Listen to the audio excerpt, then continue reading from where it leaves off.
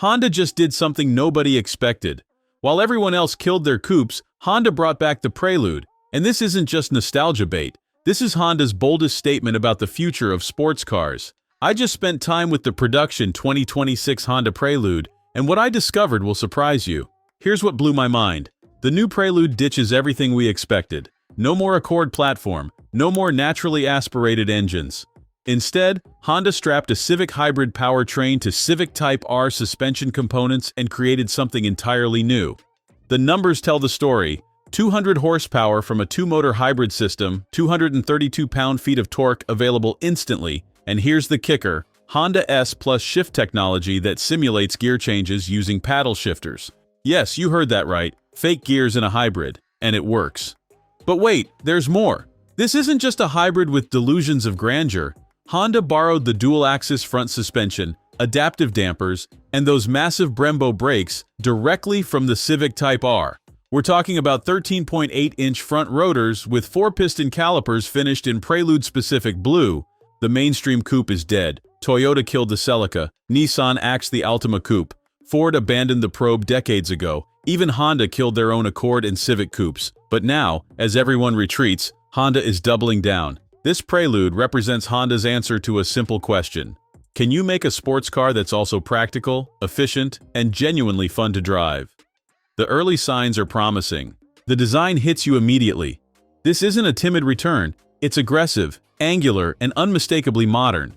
The double-bubble roof, flared fenders, and 19-inch Berlina black wheels create a stance that screams performance. Wing-like LED running lights and full-width taillights emphasize the wide track borrowed from the Type R. Inside, Honda nailed the execution. Those front seats are sensational.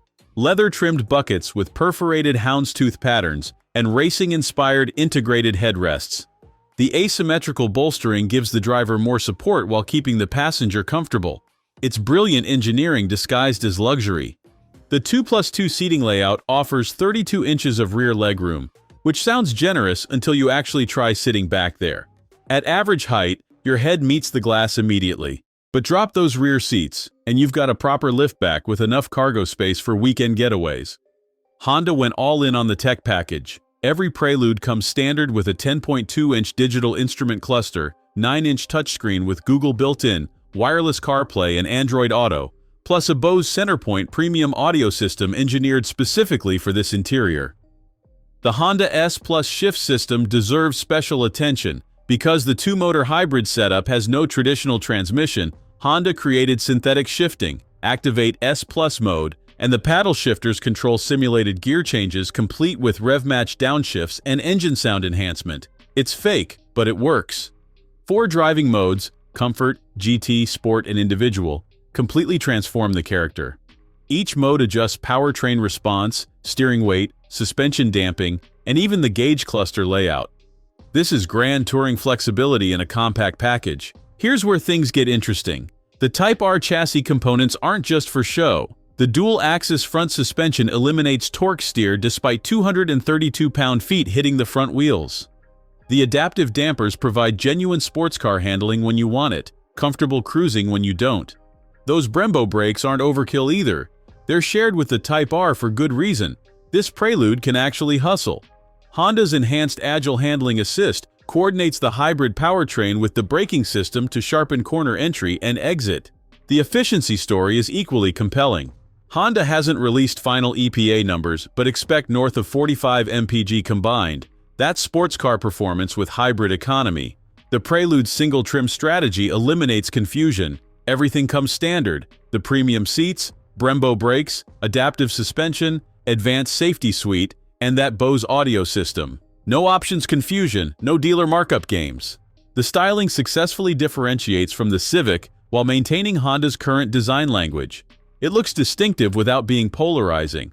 The blue accents throughout, from the brake calipers to the interior stitching, create visual cohesion. Most importantly, Honda understood the assignment. This isn't trying to be a track weapon or a luxury cruiser. It's positioned as the ideal grand tourer for enthusiasts who want engagement without compromise. Real talk, this is a niche product. The rear seats are truly for emergencies only.